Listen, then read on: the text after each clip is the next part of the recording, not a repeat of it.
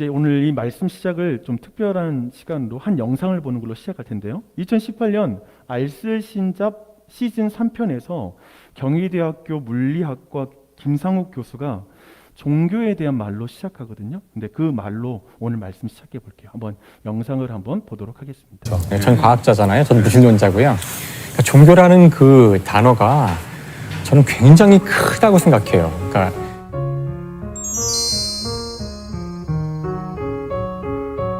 인간이 살아가는데 꼭 필요한 우리가 해야 되는 합의의 가장 근본적인 것들을 갖고 있는 측면도 있어요. 저는 어떤 것들을 저는 생각해 봤냐면은 왜 우리가 돼지보다 인간을 더 소중하게 해야 될까? 왜 우리 인간은 다른 그 가축들을 마음대로 죽여도 되는데 그 권리를 누가 준 걸까 생각해 보면 사실 종교 말고는 딱히 그 이유를 찾긴 힘들어요. 그러니까 과학적으로는 나나 돼지나 다를 게 없거든요.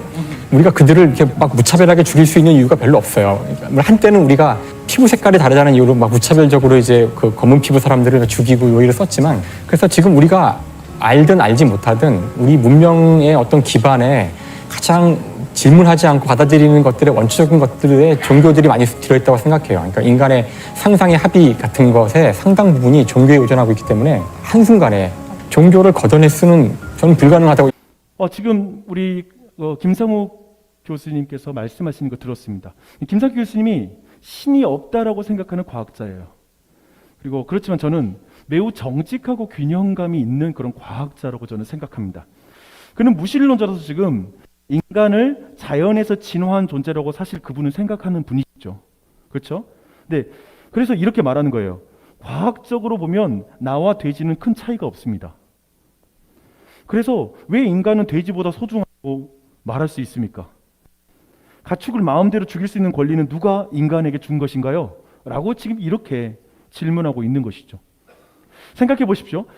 최근에 여러분이 조금만 뉴스에 관심 있는 분이었다면, 친구들이 있다면 이런 말을 들었어요. 국민을 개, 돼지로 아나. 이런 표현을 여러분이 분명히 들어봤을 거예요. 근데 이 말은 국민의 지적 능력과 판단력을 무시하는 권력자들의 행태를 꼬집는 표현이에요. 무시하지 말라는 거죠. 그렇죠? 그런데 말 자체를 한번 주목해 보세요. 사람들은 인간이 개, 돼지보다 소중하다는 사실을 질문하지 않고 받아들여요. 여러분도 받아들입니까?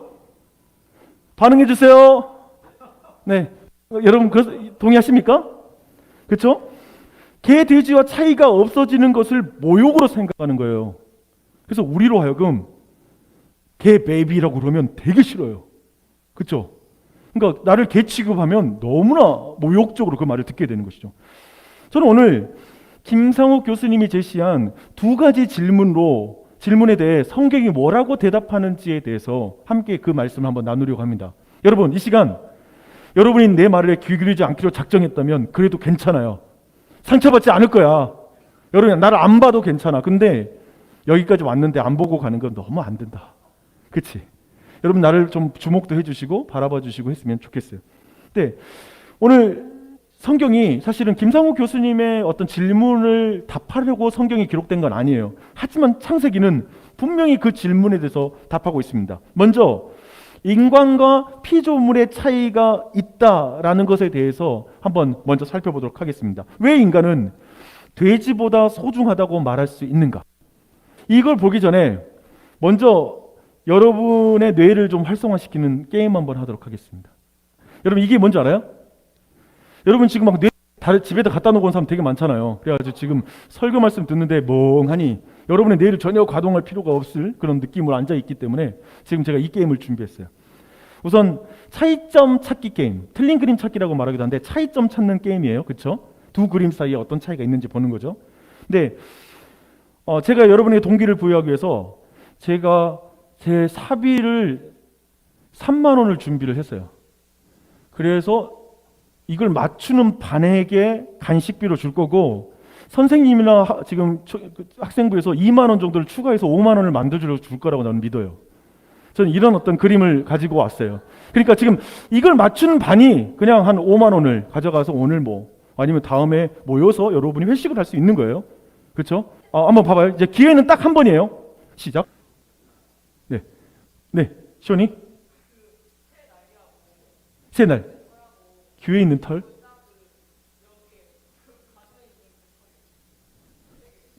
정답. 봤어요? 지금 세 가지? 그러니까 이 날개가 지금 틀어져 있죠, 그렇죠? 이거 방향, 그 다음에 귀, 그 다음에 세 개 다 맞췄습니다. 제 딸이라는 사실에 대해서 자랑스럽게 생각합니다. 네, 진짜 어쩌려고 진짜 고맙다, 시원아. 네, 어쩌려고 맞췄어요. 예. 네, 이쪽 반에 있다가 5만 원의 상급이 가는 거, 예, 꼭 기억해 주시고, 우선 부장 선생님이 좀 잘 처리를 해주시고요. 예.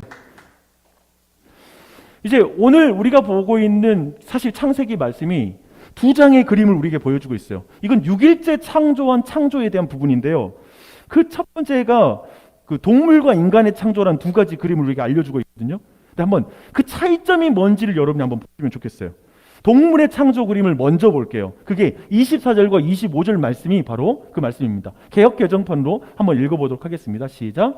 하나님이 이르시되 땅은 생물을 그 종류대로 내되 가축과 기는 것과 땅의 짐승을 종류대로 내라 하시니 그대로 되니라. 하나님이 땅의 짐승을 그 종류대로 그 가축을 그 종류대로 땅에 기는 모든 것을 그 종류대로 만드시니 하나님이 보시기에 좋았더라. 지금 하나님께서는 말씀으로 땅에게 명령을 해요. 그리고 그러자 땅이 순종해서 생물을 그 종류대로, 짐승을 종류대로, 가축을 종류대로, 땅에 기는 것을 종류대로 냅니다. 만들어냅니다. 이렇게 지금 기록하고 있죠. 오늘은 이 말씀에서 주목하고 싶은 건 한 가지예요.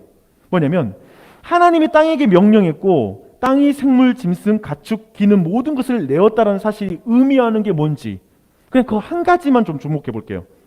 이 말은 뭐냐면 모든 식물과 동물은 땅과 밀착되어 있다는 거예요. 이게 하나님의 창조의 원리예요. 그래서 땅의 존재의 근원을 두고 있고 그리고 그 땅을 의지할 수밖에 없어요. 여러분 맞죠? 모든 식물과 동물 모든 건 땅을 의지할 뿐이에요. 그리고 그 땅을 삶의 터전으로 삼고 살아가도록 만들어 놨다는 거야. 이것을 한마디로 말하면 이 모든 것들은 땅에 속한 것이다 라는 게 굉장히 강조되고 있어요. 땅에 속한 것들이에요. 여기를 벗어나서 땅을 벗어나면 안 되잖아요. 그렇죠? 그렇죠? 근데 이것을 분명하게 하고 나서 이제 두 번째 그림 볼게요. 인간 창조에 대한 그림입니다. 26절부터 28절까지만 볼 거예요. 방금 전에 동물 창조와 이제 비교하면서 틀린 그림 찾기 하면 돼요. 다른 그림 찾기를 하면 됩니다. 한번 보십시오. 하나님이 이르시되 우리의 형상을 따라 우리의 모양대로 우리가 사람을 만들고 그들로 바다의 물고기와 하늘의 새와 가축과 온 땅과 땅에 기는 모든 것을 다스리게 하자 하시고 하나님이 자기 형상 곧 하나님의 형상대로 사람을 창조하시되 남자와 여자를 창조하시고 하나님이 그들에게 복을 주시며 하나님이 그들에게 이르시되 생육하고 번성하여 땅에 충만하라 땅을 정복하라 바다의 물고기와 하늘의 새와 땅에 움직이는 모든 생물을 다스리라 하시니라. 여러분 차이점 발견했습니까? 어떤 차이가 가장 먼저 눈에 띄어요? 선생님 중에 한 분 대답해 보시겠습니까? 어떤 게 가장 먼저 눈에 띄어요? 하나님의 형상, 네, 그것도 눈에 띕니다. 좋아요. 우리 친구들 중에서 어떤 게 제일 눈에 띄어요? 모든 것을 다스린다. 그것도 좋아요. 복을 주셨다. 네, 그것도 차이점이고 좋습니다. 네? 남자와 여자. 네, 고마워요. 네, 지금 제가 그 원하는 답이 막 있는 것 같죠. 막 이런 대답하는 게 되게 힘들잖아요, 그렇죠? 사실 제가 원하는 대답이 있어요. 그게 뭐냐면 하나님 땅에 명령하지 않아요. 인간을 만들 때, 그렇죠? 대신 스스로에게 말씀하세요. 삼위일체 하나님이 서로에게 말씀하시되 우리의 형상을 따라 우리의 모양대로 우리가 사람을 만들자. 라고 지금 말하고 있는 거예요. 땅에게 명령을 내리는 게 아니야. 야, 너 사람을 만들어. 이러고 하지 않아요. 하나님이 자신을 두고 말하죠. 그래서 인간 창조에서 성경이 지금 의도하고 있고 여기서 지금 숨은 그림 찾기, 다른 그림 안에서 하나님이 인간 창조에서 강조하고 싶은 게 있는 거예요.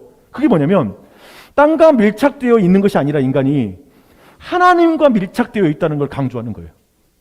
그리고 인간은 하나님에게 존재의 근원을 두고 있는 거예요. 그리고 하나님을 의지하며 하나님과 함께 살도록 지어졌다는 거야. 그게 지금 성경이 말하는 거예요. 이것을 한마디로 말하면 사람은 하나님께 속한 존재다라는 거예요.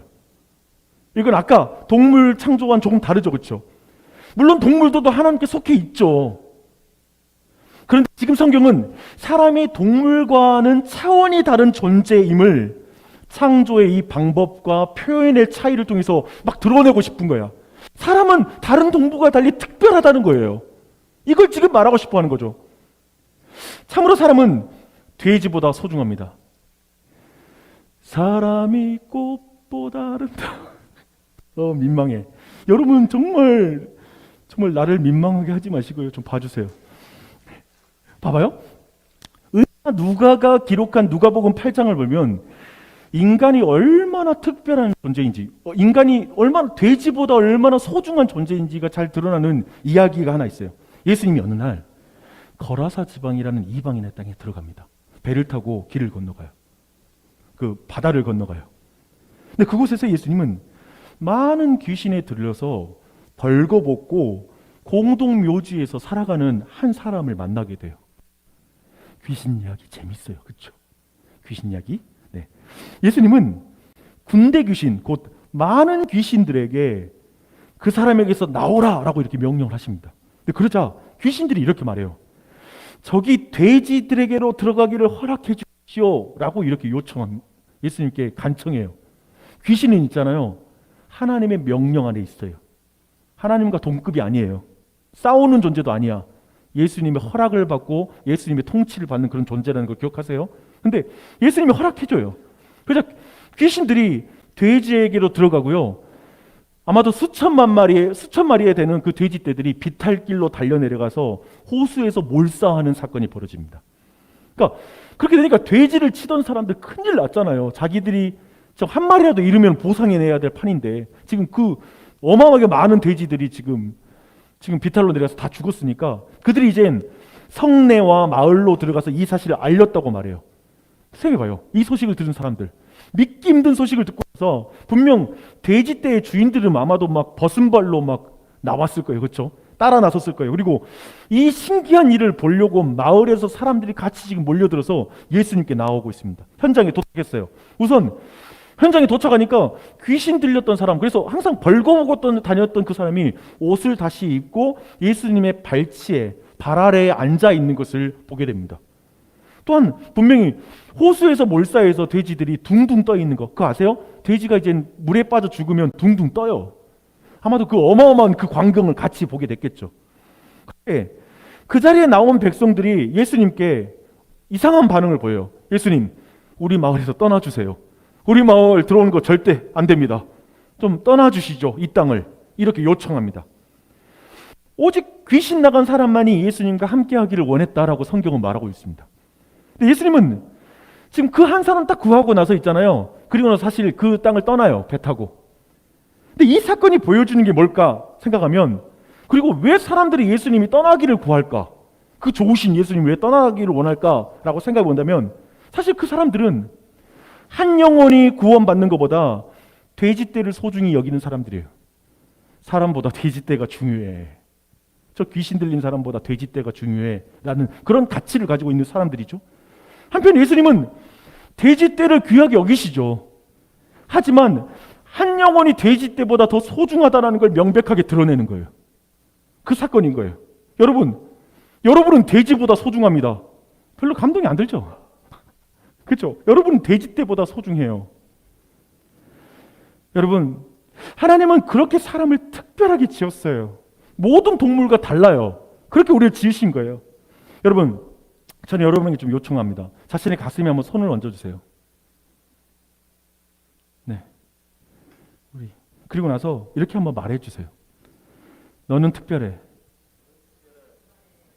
너는 소중해.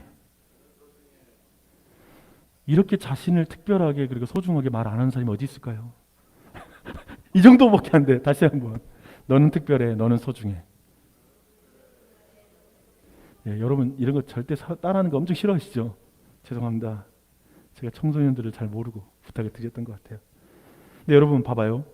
자신에게 못마땅한 것들이 있는 사람, 그리고 자신의 외모를 싫어하는 친구들, 그런 친구들, 자기의 몸무게에 대해 분노하는 친구들은 아마 방금 전에 너는 특별해, 너는 소중해 라고 하는 말에 대해서 그냥 자신은 그렇게 생각하지 않는다라고 생각하며 따라 있을 수 있어요.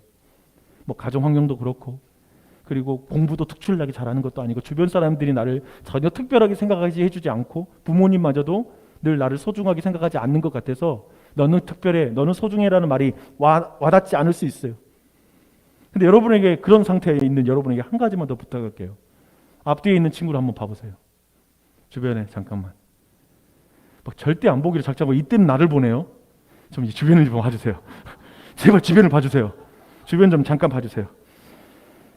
한번 그 친구들에게 너는 특별해, 너는 소중해 한마디 말해주실래요? 너는 특별해, 너는 소중해.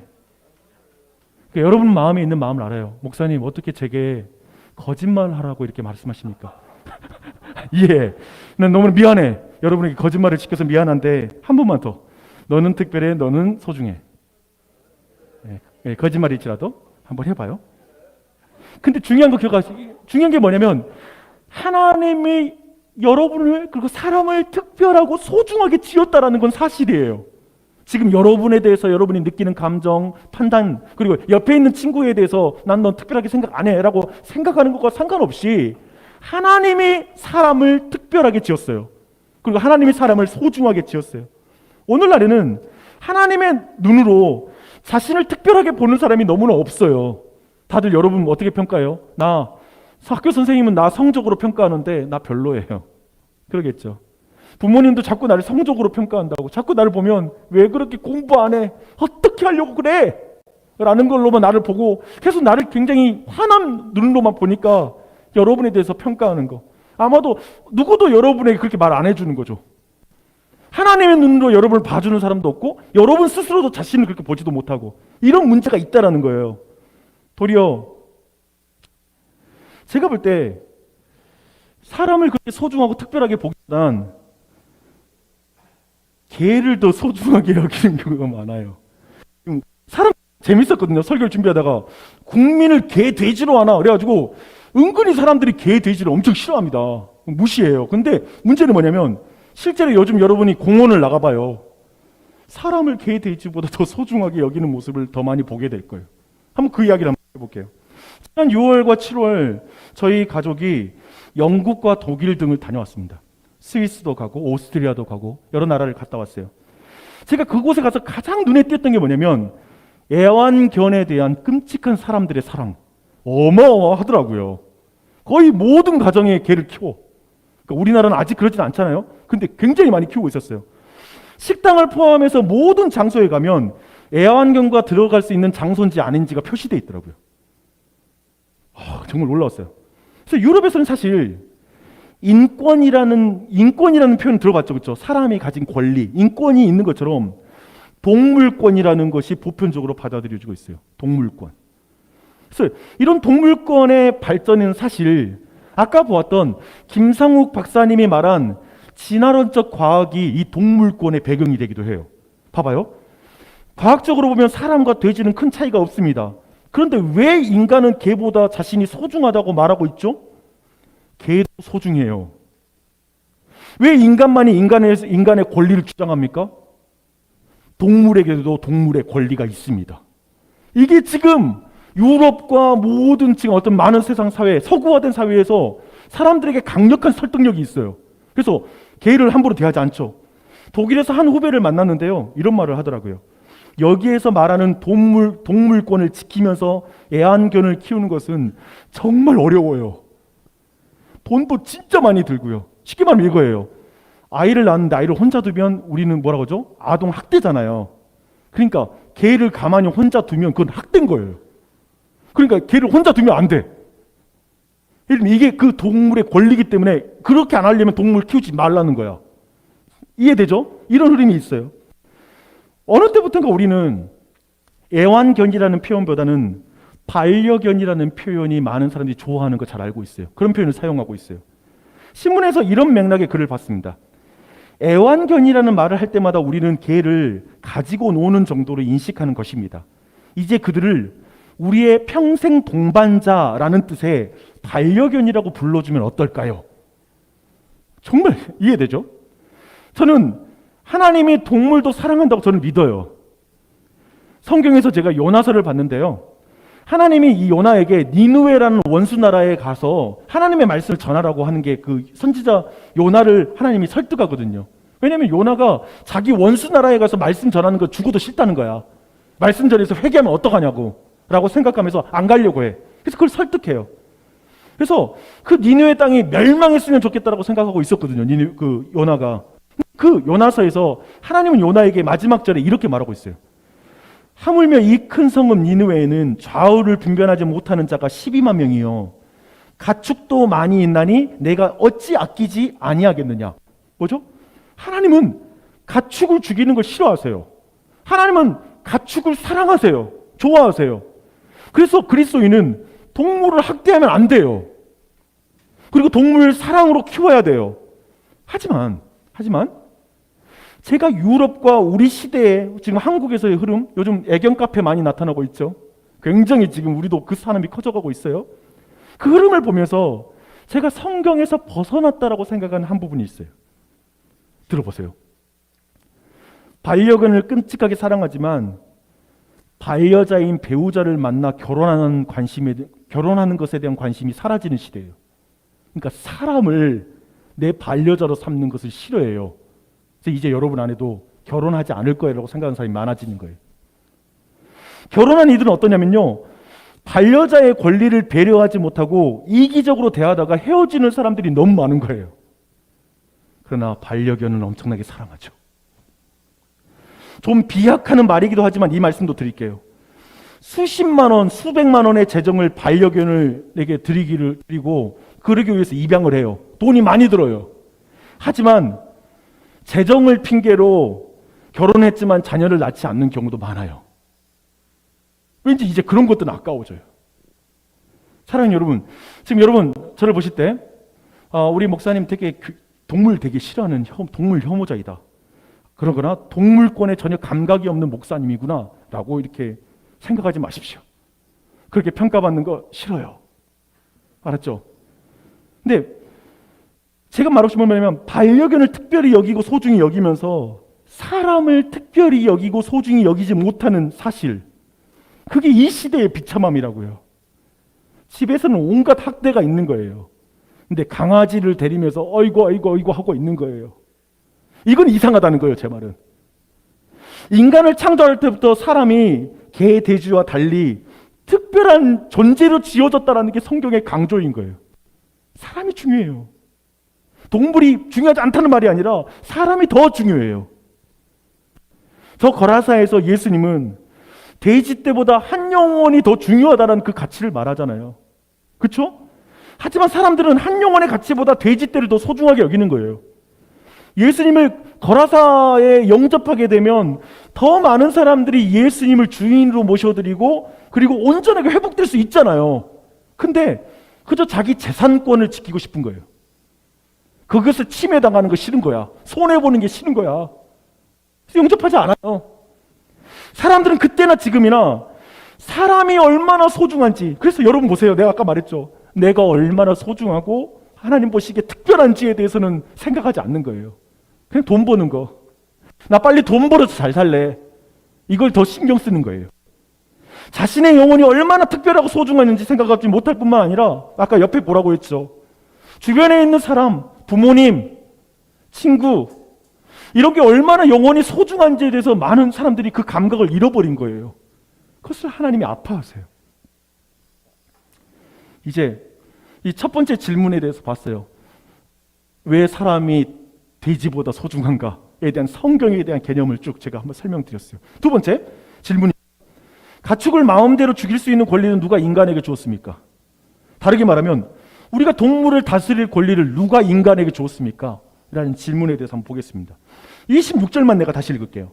하나님이 이르시되 우리의 형상을 따라 우리의 모양대로 우리가 사람을 만들고 그들로 바다와 바다의 물고기와 하늘의 새와 가축과 온 땅과 땅에 기는 모든 것을 다스리게 하자 하시고, 하나님이 사람에게 모든 생물을 다스릴 권리를 주셨습니다. 하나님이 주셨어요. 28절을 보면 그 다스림으로 온 땅에 생명이 충만하게 되어야 된다. 충만하게 하라라는 게 하나님의 어떤 우리 인간을 다스리는 목적입니다. 온 땅에 생명이 충만하게 하는 거예요. 주목하세요. 하나님은 인간을 온 땅에 생명이 충만하게 하는 대리 통치자로 삼았다라는 것이 지금 인간을 창조한 독특함이었어요. 생명을 충만하게 하는 그 통치. 근데 여기에 한 가지 되게 어려운 문제가 하나 있어요. 좀 풀기 어려운 문제예요. 뭐냐면 식물이 모든 생물의 양식이 된다는 사실이에요. 아까 말했죠. 온 땅에 생명이 충만해지도록 다스려야 되는데 그걸 먹어. 이 문제를 풀어내야 돼. 또한 홍수 이후에는 동물이 인간의 양식이 돼요. 이 문제 어떻게 해결할까? 분명히 하나님은 다스려서 생명이 충만하게 하는데 그 사람이 풀로 요리해 먹고 우리 나물 맛있지? 나물로 해 먹고 그리고 동물을 스테이크, 티본 맛있어. 삼겹살 너무 맛있는 거지. 근데 이 문제 생명을 충만하게 하라고 하면서 인간에게 그걸 식물로 줘 라는 이 문제 어떻게 이해해야 될까? 소는 식물이라는 생명이 소의 생존을 위해서 먹혀야 돼요. 소는 인간의 생존을 위해서 먹혀야 돼요. 얼핏 보면 이것은 생명이 충만하도록 다스리라는 하나님의 명령과 약간 충돌하는 것 같아. 이걸 어떻게 이해해야 될지 한번 물어봐야 되는 부분이죠. 여기에 대해 오늘날에 두 가지 입장이 있는데요. 첫 번째, 오늘날에 점점 사람들의 사이에서 유행하는 입장이에요. 그게 뭐냐면 동물의 입장에서 먹이가 되어 먹히는 것은 자신의 존재를 박탈당하는 것이고 그것은 곧 희생과 폭력이라고 보는 입장이 있어요. 그렇죠? 요즘 아까 말했던 진화론적 관점에서 지금 굉장히 지지받고 있어요. 먹히는 것을 부정적으로 보는 거예요. 오늘날에 동물권을 생각하면서 인간들이여 소와 돼지에 대한 폭력과 억압을 멈추라! 멈추라! 투쟁! 이렇게 시위하는 베지테리언들이 있지. 그래서 도살장 같은 데 가서 막 퍼포먼스를 하면서 동물을 죽이는 건 학대라고 외칩니다. 그렇다면 한번 저는 또 거기에 되니까 저 같은 사람 또 질문이 생겨요. 저는 삼겹살을 사랑하기 때문에 이런 질문이 생기죠. 왜 그러면 식물권은 안 지켜주냐? 뭐 식물권도 가능하잖아요. 그 진화론적 관점 안에서. 이렇게 질문할 수 있을 거예요. 여튼 근데 이와 다른 입장을 한 가지 더 살펴볼게요. 먹히는 것이 존재의 소멸이나 그 의미를 상실했다라고 봐야 됩니까? 먹히는 것. 먹히는 것이 긍정적인 의미도 있다라는 것을 말하는 입장이죠. 식물이 동물의 먹이가 되어 그 동물의 생명을 충만하게 하는 것이 그 식물의 고귀한 존재의 의미라면 그렇다면 괜찮죠. 그런 의미라고 볼 수 있다는 거예요. 동물은 어떤가요? 자신을 희생해서 홍수 이후에 사람들을 살리는 역할을 하는 것. 그 일을 감당한다면 그 동물로서의 자신의 역할을 하는 것. 그런 의미에서 그 가치를 그러면 그냥 먹혔기 때문에 무조건 폭력이라고 말해야 되는가? 라는 것이죠.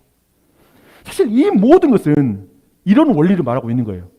자신을 희생하여 다른 것을 살리는 고귀한 원리가 선한 창조의 질서에 처음부터 포함되어 있다는 거예요.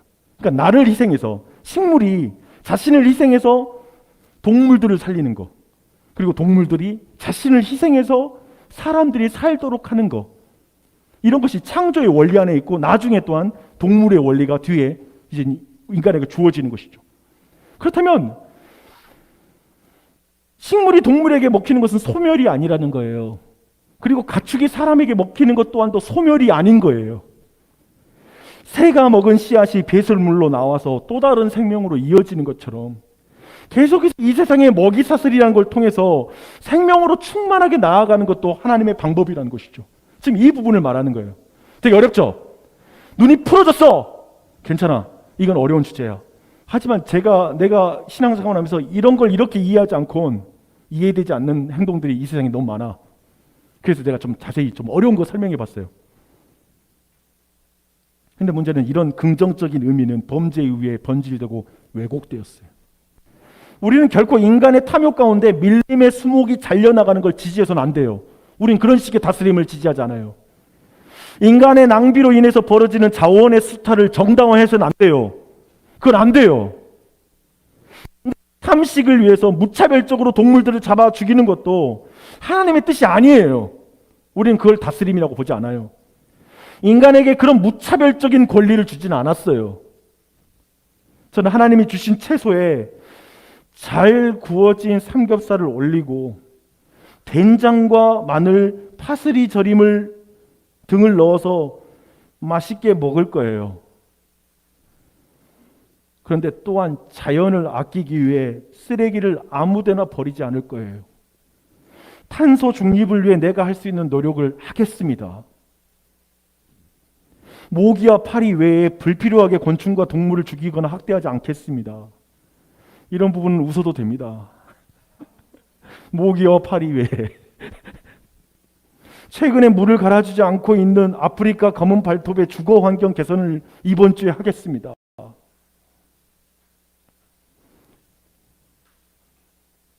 오늘 말씀 정리할게요. 하나님은 사람을 매우 특별하게 창조하셨습니다. 하나님의 형상에 따라 하나님의 모양대로 여러분 지었어요. 인간 하나님에게 존재의 근원을 두고 있고요. 하나님을 의지하며 하나님과 함께 살도록 지어졌어요. 이것을 아까 한마디로 말하면 뭐죠? 모든 인간은 하나님께 속했어요. 여러분, 성현아, 너 하나님께 속한 사람이야. 그렇게 지어졌다는 거야. 여러분은 하나님께 속했어요. 하나님은 동물도 아끼시지만 사람은 그에 비할 수 없을 정도로 사랑하세요. 하나님은 정말 특별하게 하나님을 사랑하셨습니다. 사람들은 돼지떼를 사람보다 더 사랑하죠. 개를 더 사랑하기도 해요.